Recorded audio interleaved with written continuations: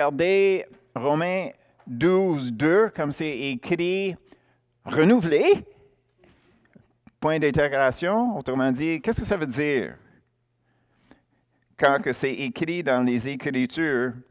Ne vous conformez pas au siècle présent, mais soyez transformés par le renouvellement de l'intelligence, afin que vous discernez quelle est la volonté de Dieu, ce qui est bon, agréable et parfait. Donc, quand on voit cette phrase-là, renouvellement d'intelligence, c'est important de réaliser que ça nous amène au mot discerner. Discerner. Puis on va regarder un peu plus tard le mot discerner. Parce qu'il y a deux aspects de renouvellement. Puis la raison pour le renouvellement, c'est pour être capable de discerner la volonté de Dieu et, naturellement, de prouver pour nous autres mêmes que Dieu n'est que bon. On va dire de même. OK? Donc, la première partie dans notre renouvellement, on commence avec 2 Timothée, chapitre 3. 2 Timothée, ça c'est après Thessaloniens. 2 Timothée 3, 16 et 17.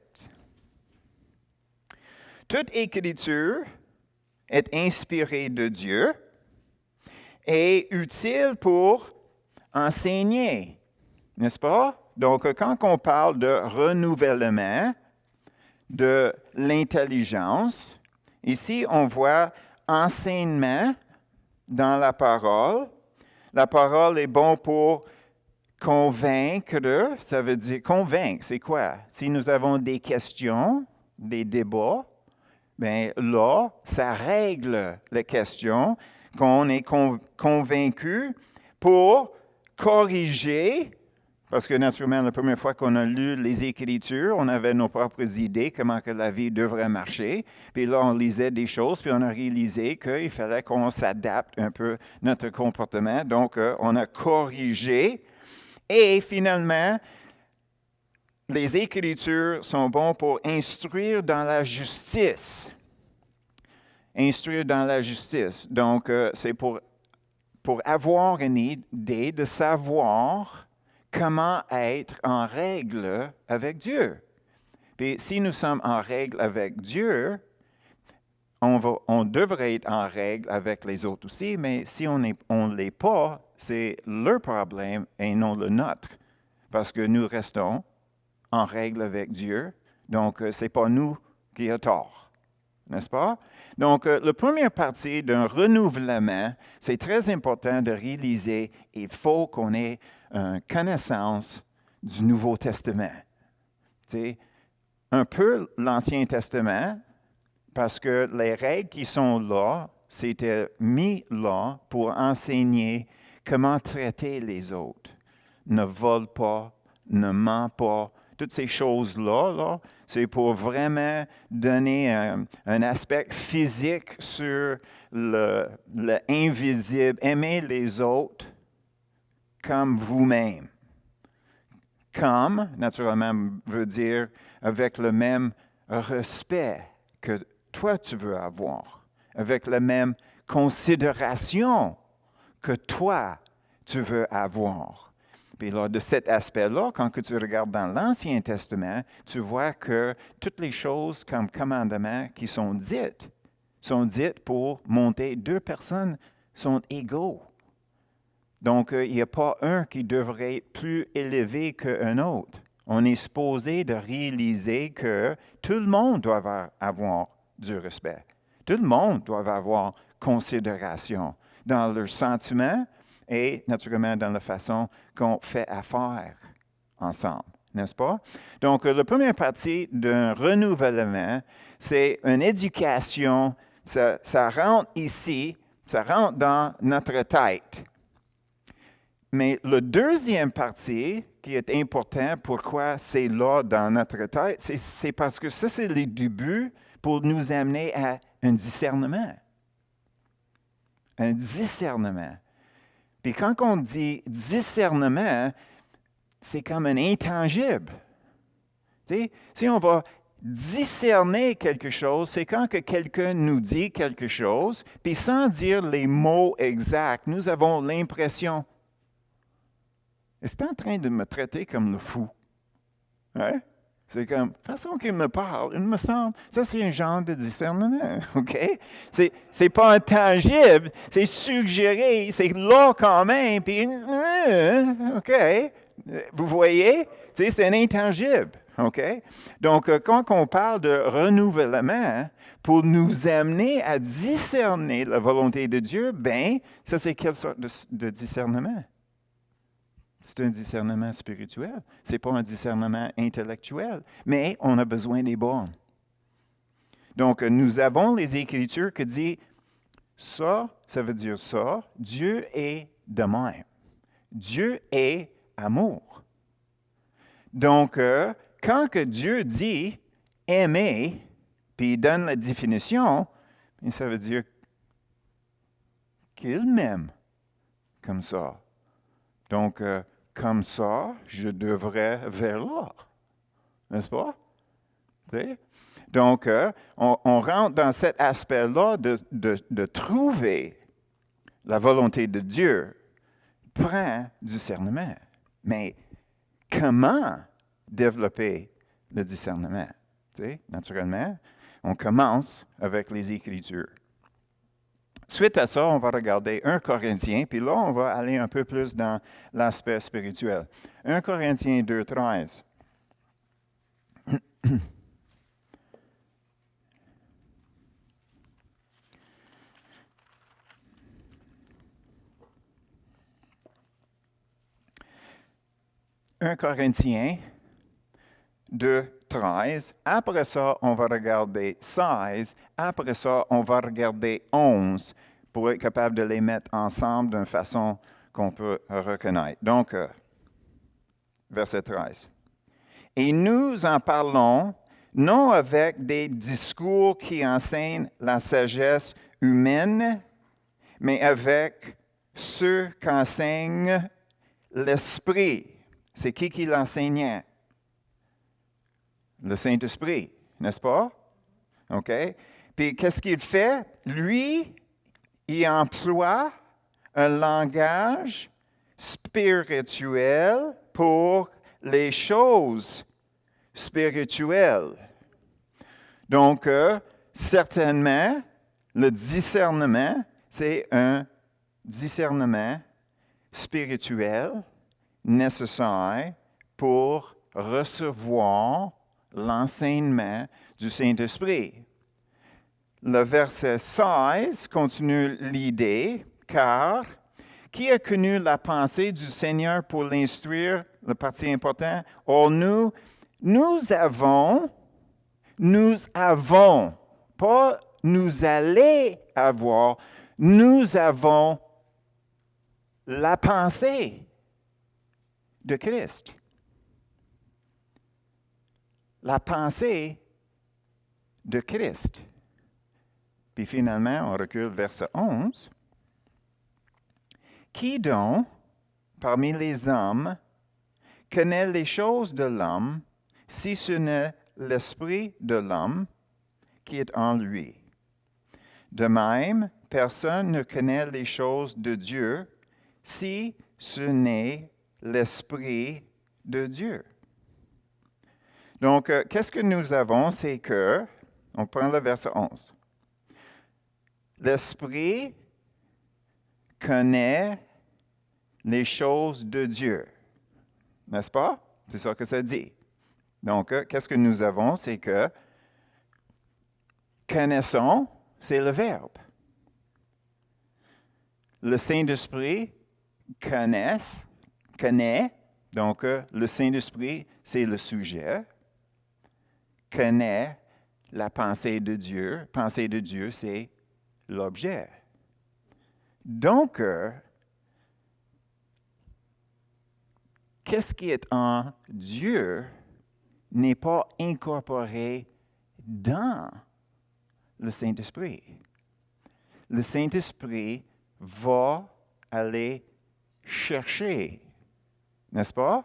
Donc, si on veut discerner la volonté de Dieu, il fallait qu'on aille le chercher. Nous avons accès parce que nous avons la pensée de Christ. Qu'est-ce que ça veut dire? Est-ce que ça veut dire je connais tout ce que Jésus connaît? Non.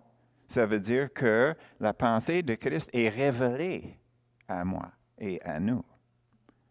Donc, qu'est-ce que nous avons ici? C'est de réaliser que le Saint-Esprit, Jésus et Dieu le Père, les trois sont distincts.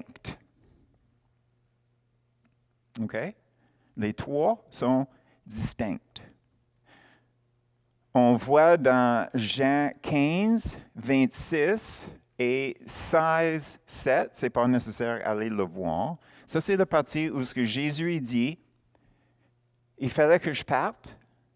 Si je parte, je t'envoie le Saint-Esprit. Quand je parle, je demanderai le Père, il enverrait le Saint-Esprit. Donc, on voit la distinction entre l'Esprit, Jésus, Dieu le Père. OK? Et la raison pourquoi, ça c'est important, on revient à 1 Corinthiens 15, 45, 48.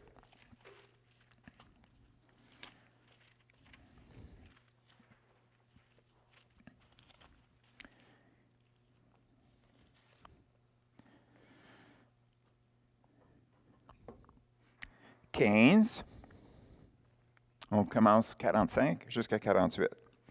C'est pourquoi il est écrit, le premier homme, Adam, devint un homme vivant.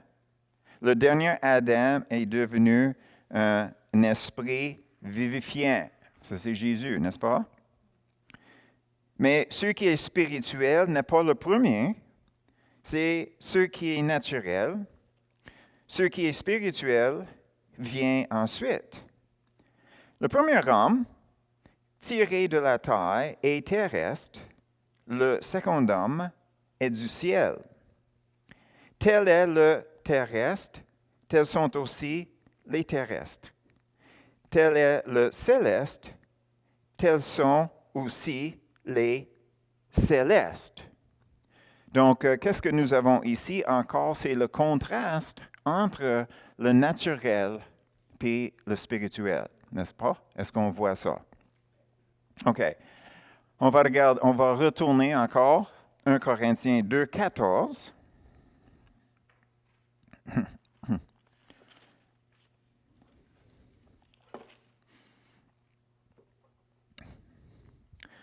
Mais l'homme naturel n'accepte pas les choses de l'Esprit de Dieu, car elles sont une folie pour lui, et il ne peut les connaître parce que c'est spirituellement qu'on en juge. OK? Donc,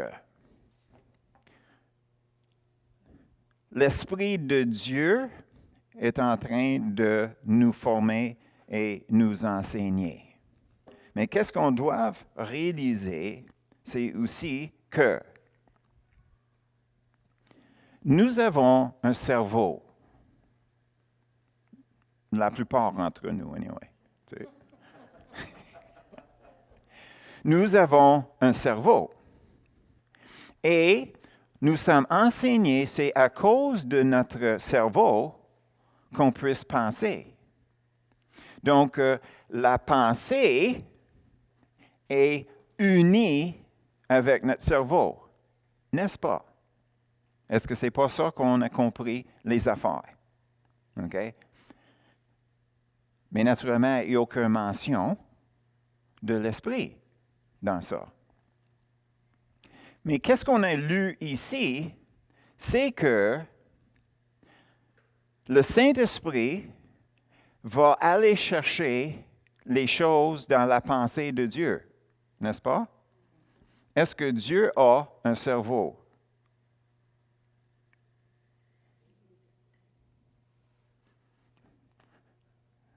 Ose-toi. Non, c'est vrai. Non, il n'y a pas de cerveau, il n'y a pas de physique. Donc, si Dieu, comme être spirituel, peut penser sans cerveau, pourquoi est-ce qu'on croit que nous autres, on ne peut pas penser sans cerveau?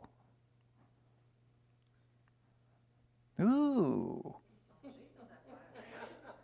Tu sais, nous avons l'impression que la pensée et le cerveau sont unis. Ils sont liés, mais pas unis. Pourquoi? Parce que le Saint-Esprit et Dieu sont liés, mais distincts. Donc, il y a une distinction entre notre esprit qui est lié avec la pensée, mais la pensée est distincte du cerveau, même si c'est lié.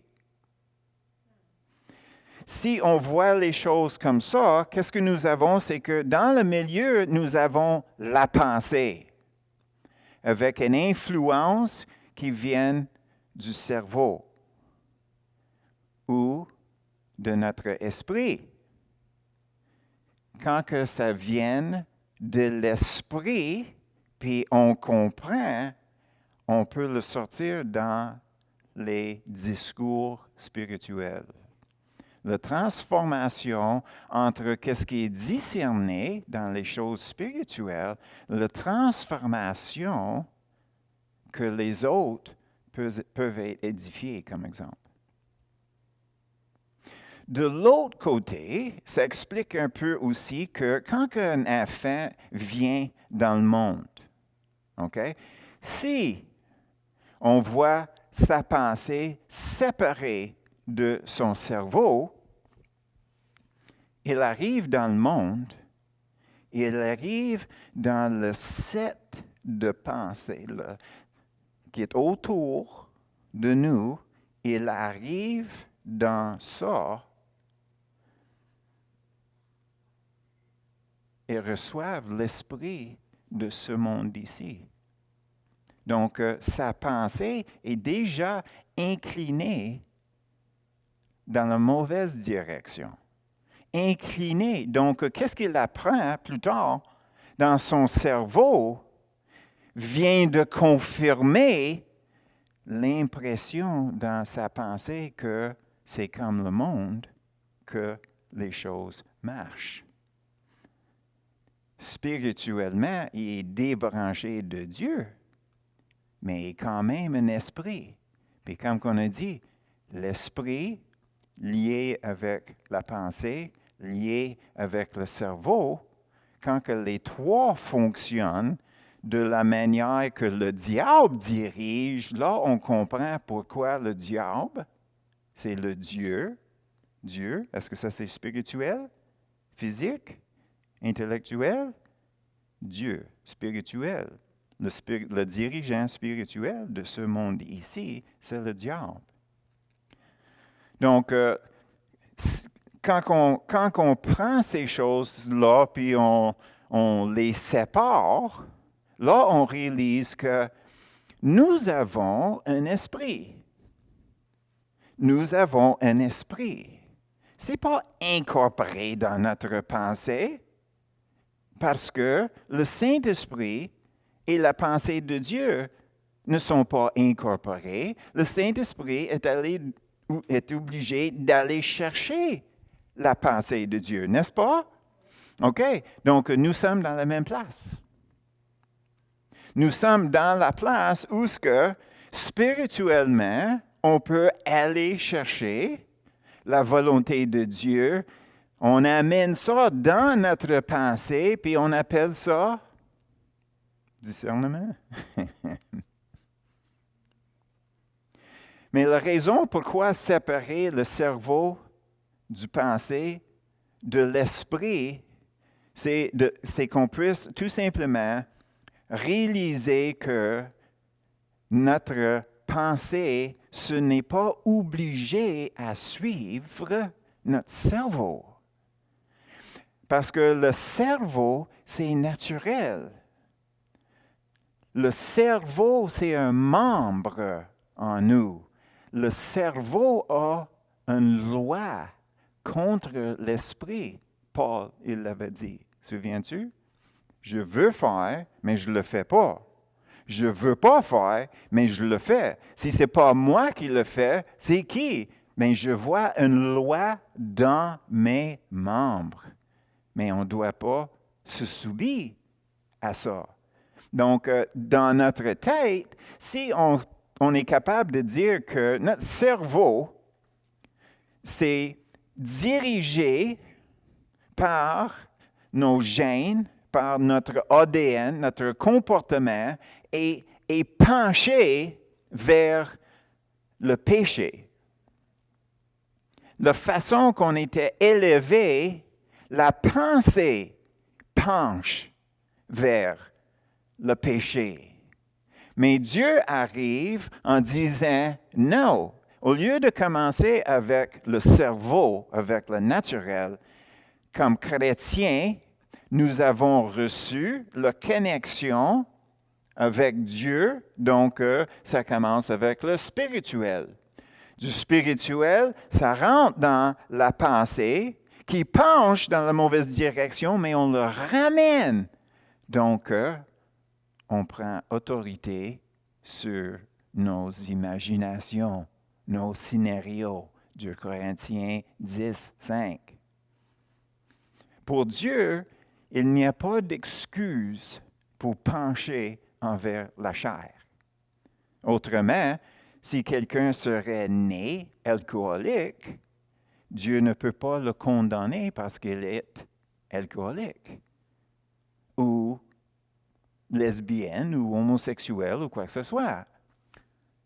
Tout le monde veut avoir quasiment tout le monde veut avoir les relations sexuelles. Mais Dieu dit, oui, c'est permis, mais c'est encadré. Oh oui, mais tu sais, nous autres, on veut avoir la liberté. Et puis Dieu a dit, non, je ne te permets pas d'avoir toute cette liberté-là. Donc, contrôle-toi. Tu sais? Donc, le fait que des choses penchent dans une certaine direction ne dit pas que Dieu est obligé d'observer ça. Dieu dit, c'est moi qui fais les règles. Moi, j'arrange les affaires. Vous avez le Saint-Esprit? Il te parle? Puis, amour, joie, nanana, maîtrise de soi. N'est-ce pas? Ça vient de où? L'Esprit. Donc, l'Esprit, notre esprit, influencé par le Saint-Esprit, influence notre façon de penser. Notre pensée dit, ben, je veux m'excuser de cette règle-là. Puis si on le fait, on se justifie par après. N'est-ce pas? Ah oui, mais moi j'avais raison. Tu sais. Mes parents étaient alcooliques, puis mes grands-parents, mes arrière-parents. Donc, si je prends un coup de temps en temps, c'est pas ma faute. N'est-ce pas? C'est leur faute. Puis c'est vrai, mais tu restes toujours responsable. N'est-ce pas? OK. Donc, qu'est-ce que nous avons vécu, nous autres? C'est Romains 8, 29, puis aussi 8, 28. Le 29 nous dit que on est en train d'être formé pour devenir comme Jésus par tous les événements qui se passent dans nos vies. N'est-ce pas? Donc, quand on parlait des fleurs, des plantes exotiques, uniques, spéciales, de toute beauté, bien, ça, c'est le caractère de Jésus. Donc, quand que le caractère, la personne de Jésus est formée en nous, qu'est-ce que Dieu voit? Il voit son jardin. Plein de belles fleurs, pas les légumes.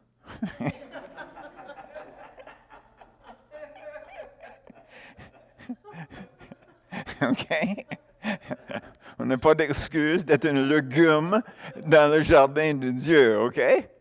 Donc, on doit réaliser que quand que notre Père céleste nous voit, il nous voit comme des belles fleurs, parce qu'on paraît comme Jésus dans notre âme, dans notre être, à notre intérieur, parce qu'on veut ça. On veut ça.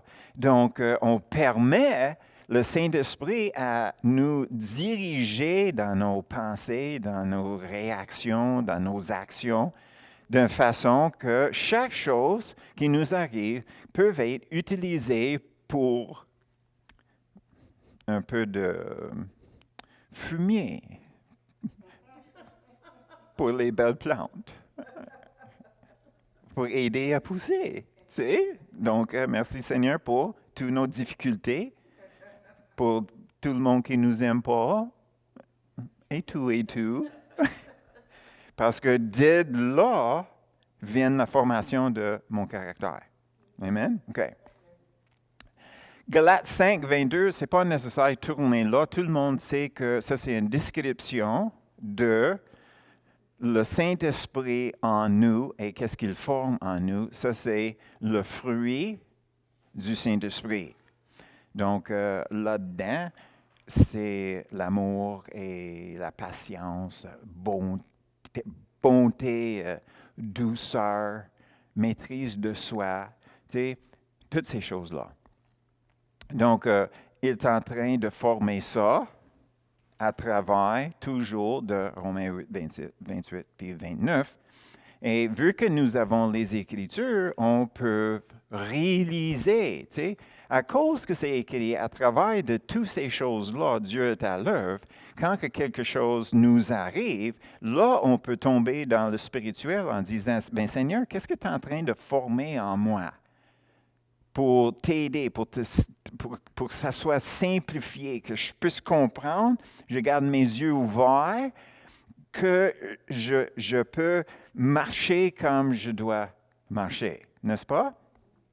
Donc, on voit l'œuvre du Saint-Esprit et qu'est-ce que c'est supposé de produire en nous, qui est exactement la même chose que Romains 8, 29, c'est le caractère de Jésus.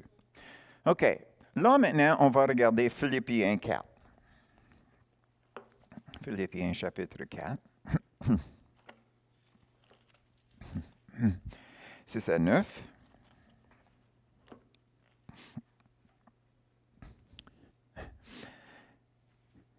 Ne vous inquiétez de rien,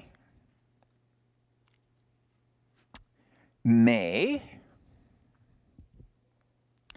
en toute chose, faire connaître vos besoins à Dieu par des prières, par des supplications, mais avec les actions de grâce.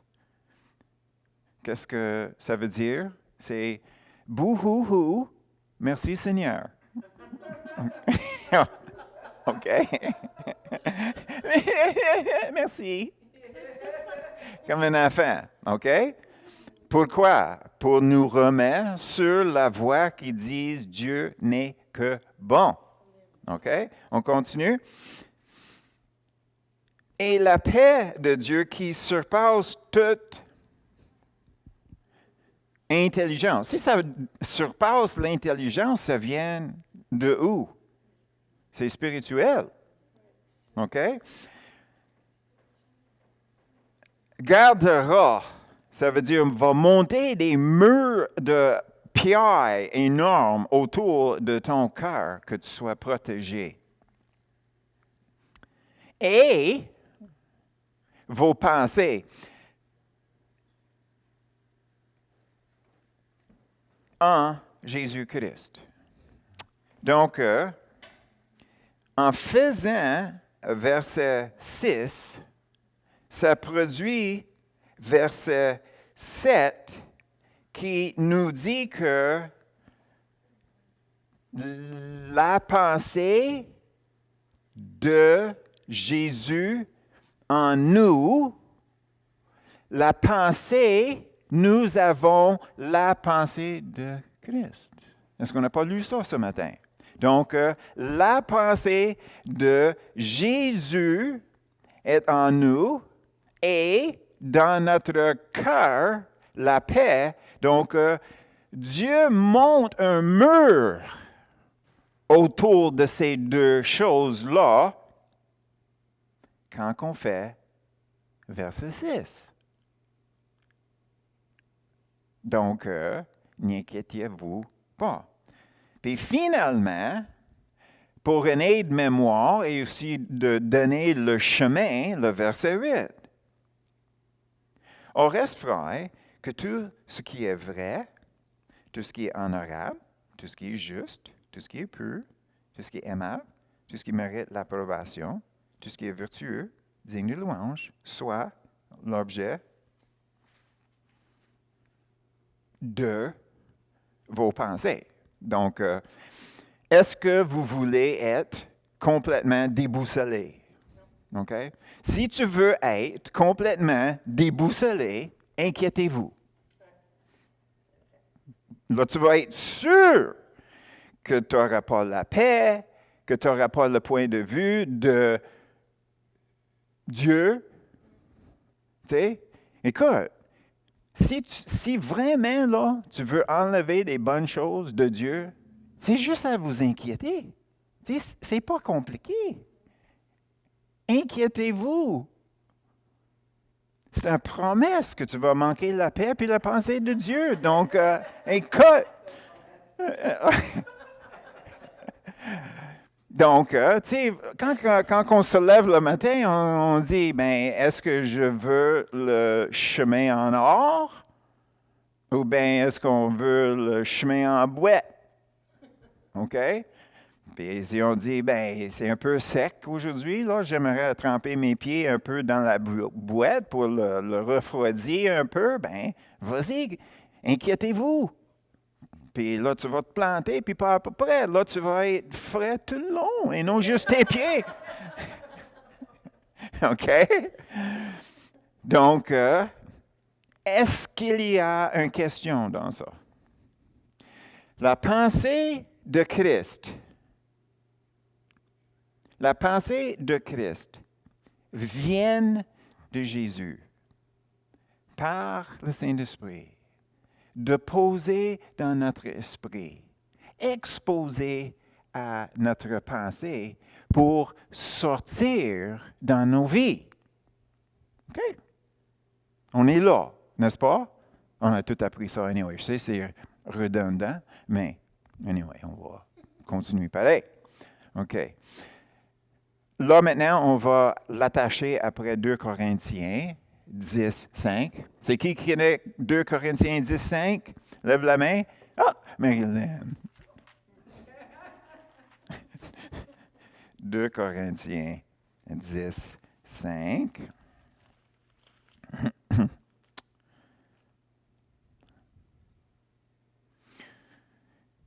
Dieu renverse les raisonnements.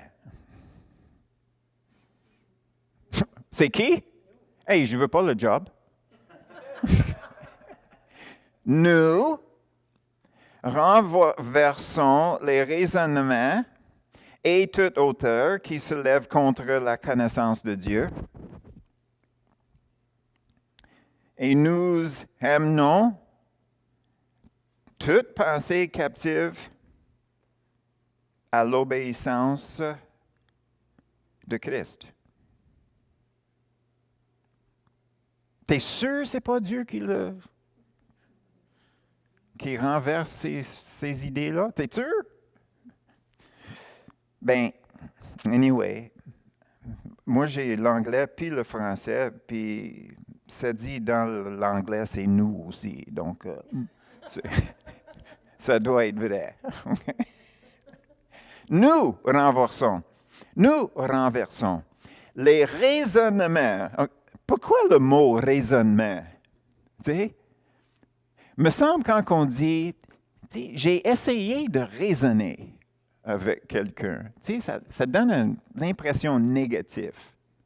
Hein? J'ai essayé de raisonner. Est-ce que ça ne sonne pas comme quelqu'un qui ne va pas écouter? N'est-ce pas?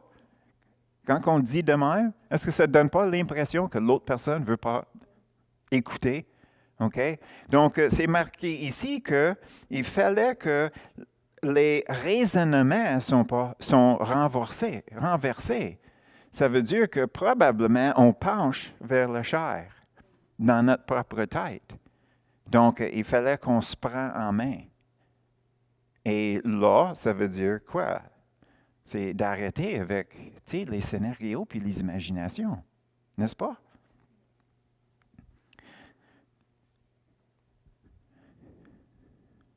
Scénario et imagination.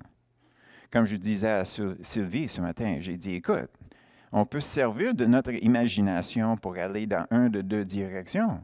On peut s'imaginer la pire chose qui peut nous arriver, puis là, on peut dire, ben c'est pas si pire que ça.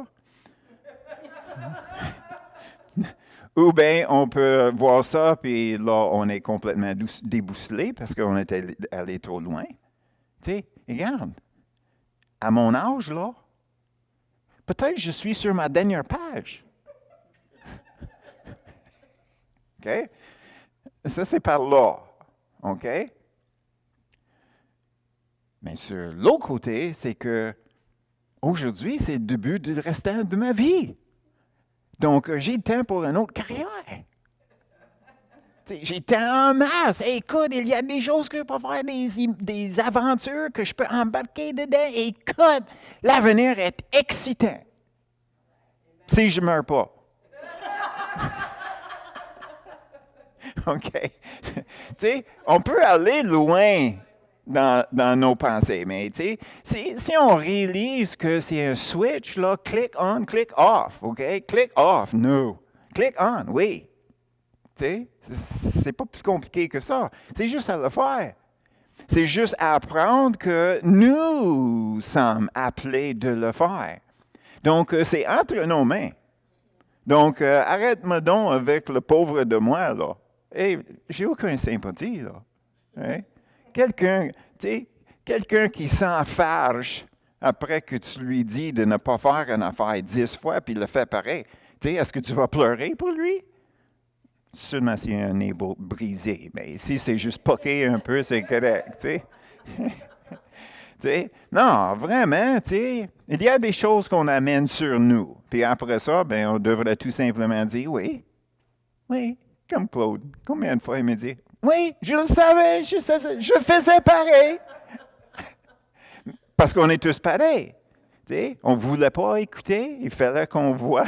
Touche pas la clôture, c'est électrifié. Je te l'avais dit. Donc, c'est juste en nous, quand même, d'avoir les raisonnements qui sont tout croches. OK?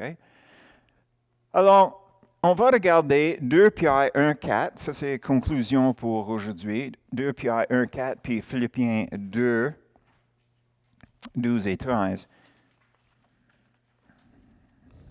2 Pierre. Pierre est caché entre Jacques et Jean. Oh, 220, OK. 520. OK. T'as raison. OK. 2 Pierre 1, 4. Celle-ci, ce sont les promesses. Celle-ci nous assure de sa part les plus grandes et les plus précieuses promesses, afin que, par elles, vous deveniez participants de la nature divine en fuyant la corruption qui existe dans le monde par la convoitise. Donc, ici, nous avons les promesses qui nous amènent à recevoir la nature divine. D'avoir la nature divine, ça veut dire qu'on voit les choses de la façon que Dieu le voit. On veut voir les choses comme Dieu voit. On veut faire les choses de la manière, de la sorte que Dieu veut. OK? Ça, c'est en nous. De faire autrement, c'est comme contre notre nouvelle nature. En réalisant qu'on va avoir un combat pour le restant de nos vies contre notre propre chair. OK? Ça va être là le restant de ta vie sur terre. Donc, ne pense pas de devenir sans défaut pendant que nous sommes ici. Oublie ça. On va avoir nos faiblesses, nos défauts. Accepte-la. Travaille contre ça. Fais le mieux que tu peux. Puis avancer. Tout simplement. N'est-ce pas? Et finalement, on va regarder Philippiens 2.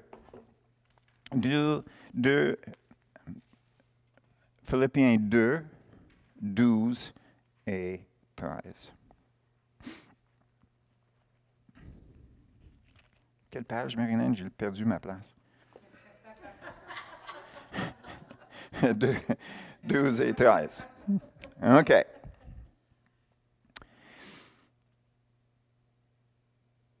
Ainsi, mes bien-aimés, comme vous avez toujours obéi, mettez en œuvre votre salut. Mettez en œuvre votre salut. C'est notre salut qui nous a donné la nature divine. Donc, ici, il est en train de dire la nature divine qui est en toi, met en action. C'est ça que ça veut dire. Avec crainte et tremblement, non seulement comme en ma présence, mais bien plus encore maintenant que je suis absent. Car c'est Dieu qui produit en vous le vouloir et le faire selon son bon plaisir.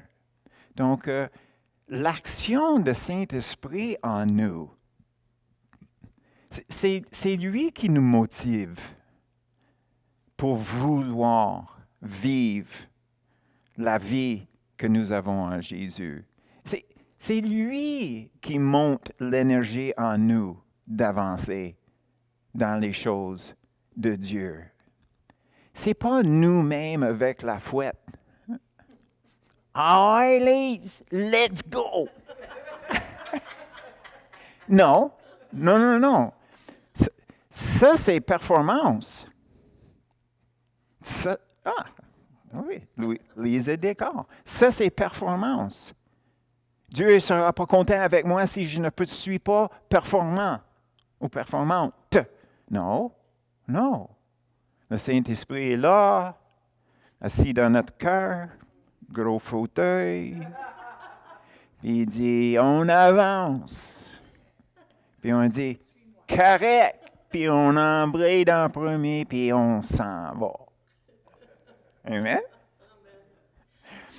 On continue? C'est Dieu qui produit en vous le vouloir et le faire selon son bon plaisir. On n'est pas mentionné là. C'est son bon plaisir. Pas nécessairement notre bon plaisir. OK? Des fois, c'est pas pareil. Finalement, faites toutes choses sans murmure, ni hésitation. Ça veut dire, ah ouais, let's go. Plains pas. Là, nous sommes là. Toutes ces années-là, OK, pour arriver à la bonne place au bon moment. On doit réaliser qu'est-ce que nous avons. Qu'est-ce que nous avons? Et on est bien, nous autres ici. On est bien. Comme Louise disait tantôt, là, c'est comme, garde la liberté dans laquelle on vit, nous autres, là. On est libéré de toutes ces pensées de, il fallait que je fasse ça, puis ça, puis ça, puis ça pour plaire à Dieu. Non, Dieu est déjà content. J'ai juste été un peu comme Jésus, puis, c'est mieux que qu'est-ce que j'étais. Donc, il est content. Puis on veut avancer. Pourquoi? Parce que c'est lui en nous qui dit, ben je ne peux pas m'asseoir. Il faudrait que j'avance, il faudrait que je bouge, il faudrait que je fasse de quoi. Tu sais, puis là, puis il nous nourrit avec son bon plaisir. OK. Donc, on fait ça un peu en joke, puis on fait ça pour une raison, c'est parce que souvent, on se prend trop sérieusement. Tu sais, puis il fallait qu'on se mette un peu à l'âge envers notre concept de qui nous sommes, n'est-ce pas? Donc, c'est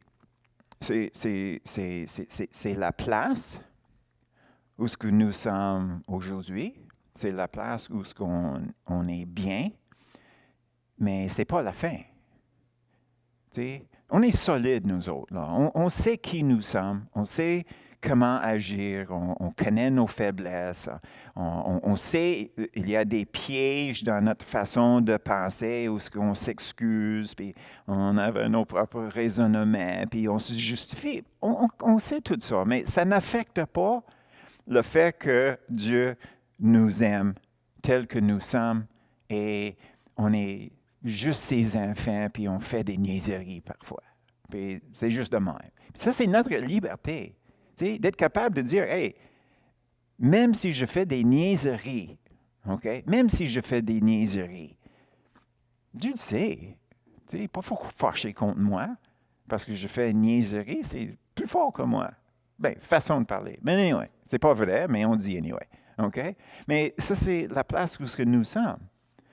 Nous sommes, si on n'avait pas ce chair ici, là, on serait au ciel sur terre. Selon moi. Anyway, n'est-ce pas? C'est juste la chair qui nous nuit. Mais c'est toujours l'aspect d'avancer. Donc, la semaine prochaine, on va commencer à regarder certaines choses qu'on n'a pas vraiment embarquées dans le passé. Puis on va chercher la direction pour nous autres, pour l'avenir. Amen?